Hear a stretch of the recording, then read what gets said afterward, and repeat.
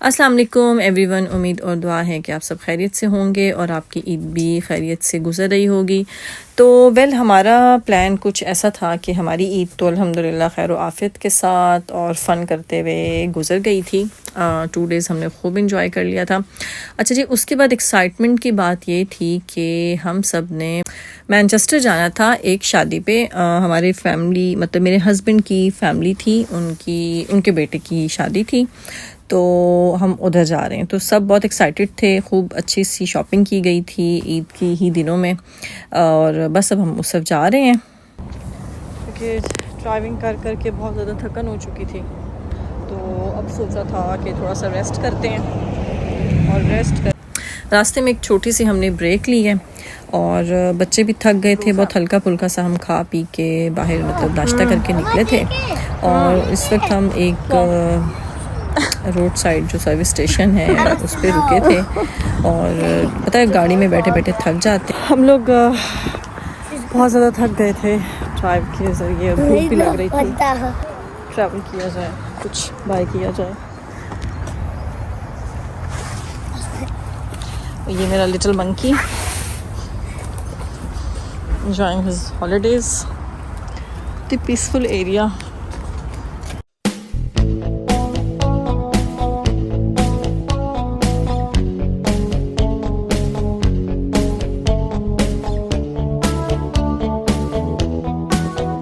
हम अंदर शॉप्स की तरफ आ गए थे। अच्छा, कहते ये हैं कि हमें सख्त भूख लग रही है बच्चे, और एंटर जो है ना, सबसे ज़्यादा जो कैंडीज़ की शॉप होती है ना, ये उस पर पहले हो जाते हैं। कि पता नहीं ये कौन सी भूख होती है, मुझे तो समझ नहीं आती है, जो मेन कोर्स के बजाय बस कैंडीज़ की और चॉकलेट्स की भूख होती है। तो एनीवेज़ मैं इनको देख रही थी, समझ रही थी, मैंने कहा ये ले लो, बट ये खाना जो है वो मेन मील के बाद ही है। तो इसके बाद फिर हम लोग जो है इनकी मैं थोड़ी बहुत इनको ये स्नैक्स वगैरह दिला के तो हम लोग आ गए थे मेन मील की तरफ, क्योंकि मेन खाना था। सबको भूख लगी हुई थी, हम सबको वो खाएंगे तो कहीं उसके बाद जो ना इनको मैंने अलाउड करना था। तो एनीवेज़ यहाँ पे बाय करने के बाद और सेल्फ़ चेकआउट करने के बाद हम लोग आ गए थे नेक्स्ट शॉप पे। हमने यहाँ पे ये पास्ताज ऑर्डर किए थे। मेरी बेटी का जो था वो पेस्टो सॉस वाला था, ग्रीन सॉस होती है, अच्छी बनी होती है। और जो मेरा था वो था जी दाल मसर। आप सुन के आपको थोड़ा सा अलग सा लगेगा, जो लोग नहीं खाते इस तरह का पास्ता, कि मेरा जो था वो दाल मसर नहीं होती ब्राउन वाली, उसका पास्ता बना हुआ था, लेकिन बस इन्होंने ये बॉइल्ड करके डाली होती चीज़ें। तो ऊपर से जो है ना ये अपने ऑयल और क्या कहते हैं कुटी हुई क्रश की हुई जो सुर्ख मिर्च होती है वो, और सॉल्ट जो है, और ये सब मैंने ख़ुद अपने जो टेस्ट के मुताबिक था ना वो मैंने और मेरी बेटी ने डाल लिया था। बाकी 2 बच्चों ने सिंपल जो बॉइल्ड एग और क्रैस वाले सैंडविचेस होते हैं ना वो लिए थे। और बस जिस तरह से हम चारों ने अपना लंच अलग लिया था, और जो बच्चों के बाबा थे उन्होंने अपना लंच जो है वो अलग लिया था, क्योंकि उनको ज़रा डिफरेंट खाना था। तो खैर एनीवेज़ हम लोग अपने यहाँ पे डिस्कस कर रहे हैं नमक मिर्च के ऊपर कि ठीक है कि नहीं है और डाला जाए। तो बिल्कुल ही बस बॉइल्ड होता है, लेकिन अच्छा था, टेस्ट अच्छा होता है। तो मैं अपनी नमक मिर्च जो ना ठीक करने पे लगी हुई थी। फिर इसके बाद बेटी ने भी, मैंने उसे बताया बिल्कुल इससे, वैसे वो खाती रहती कि बिल्कुल ही फिक्का है। तो बस फिर इसके बाद उसने अपनी नमक मिर्च दुरुस्त की, और ये हम लोग अपने पॉट्स लेके यहाँ से बाहर आ गए थे, और वहाँ बैठ के फिर हमने सुकून से जो ना लंच किया था।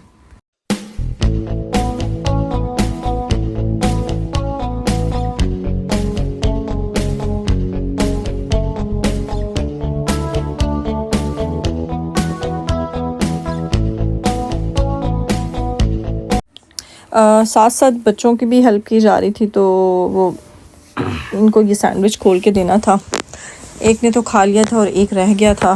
तो बस यही है काम कि अपने साथ साथ इनके भी काम करने तो पड़ते हैं।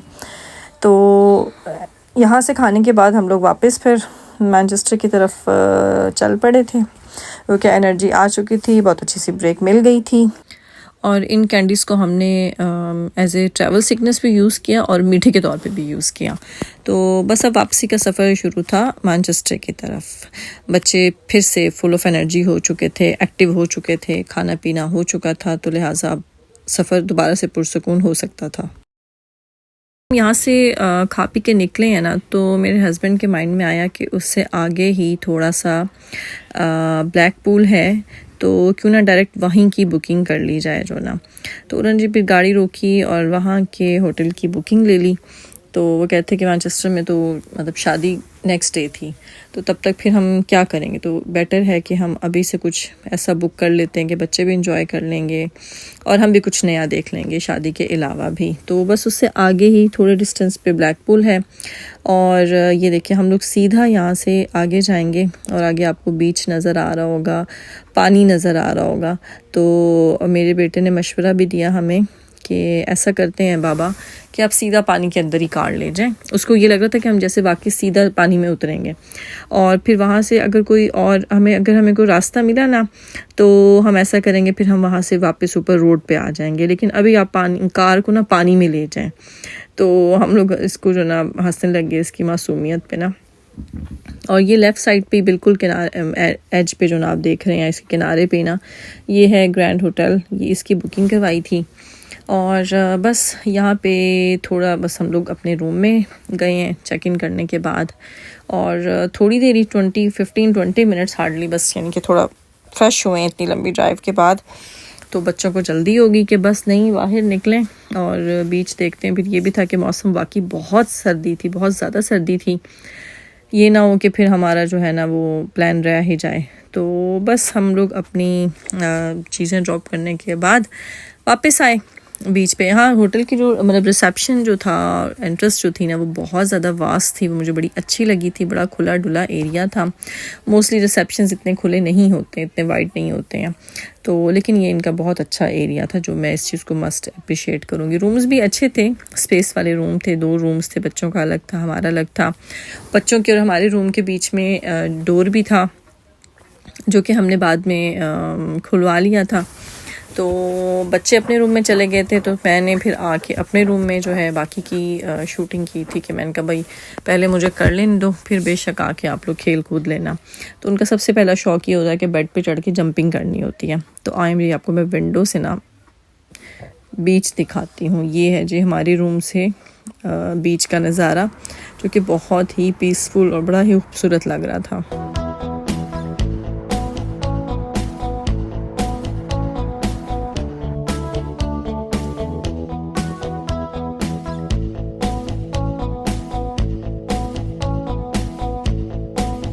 बस जी अब इसके बाद हम लोग बाहर निकल आए थे और बहुत ही खूबसूरत व्यू था सामने। हवा भी बहुत शदीद थी, ऐसी बात नहीं है, जैकेट्स हमने पहनी नहीं थी। लेकिन अब पता है बीच की क्रेविंग एक ऐसी चीज़ है ना कि आप ज़्यादा देर दूर नहीं रह सकते। तो बस फिर हम जल्दी हमने रोड क्रॉस की और ये बड़ी क्यूट सी बीच में से ट्राम्स गुजर रही थी, जो कि मुझे बहुत ही प्यारी लग रही थी। और मुझे भी इनका रूट नहीं पता था कि ये कहाँ से कहाँ चल के जा रही हैं। बट एनीवेज इस वक्त सिर्फ एक ही चीज़ जो ट्रैक करी थी वो थी कि किसी तरह बीच पे पहुंचना है, किसी तरह ना पहुंच जाएं, बस पानी के पास पहुंच जाएं। लेकिन जैसे जैसे हम एज की तरफ जा रहे थे ना, मतलब कि करीब होने की कोशिश करें, तो हमें पता चला कि बीच में एक काफ़ी लंबा रास्ता है।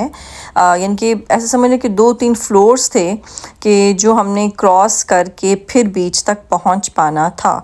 तो एनीवेज को तकरीबन हमने, मुझे लगता है कि 25 से 30 मिनट की वॉक की थी सिर्फ बीच के पानी तक पहुंचने के लिए, क्योंकि इन्होंने सिक्योरिटी रीजंस की वजह से बहुत सारे जो रूट्स थे वो बंद किए हुए थे। 2 फ्लोर्स हमने क्रॉस कर लिए थे। अब ये आखिरी फाइनल शुरू हुआ था, जिसके बाद हमने इंशाल्लाह पानी के करीब आ जाना था। तो उम्मीद है कि आपको ये व्लॉग अच्छा लगा होगा। लाइक, शेयर और सब्सक्राइब तो मुझे पता है आप कर ही रहे हैं। तो आगे मैं बताती हूँ कि इसके बाद हमने शादी तक का टाइम और शादी कैसे गुजारी। तब तक के लिए वेट करें नेक्स्ट व्लॉग का। टेक केयर, अल्लाह हाफिज़।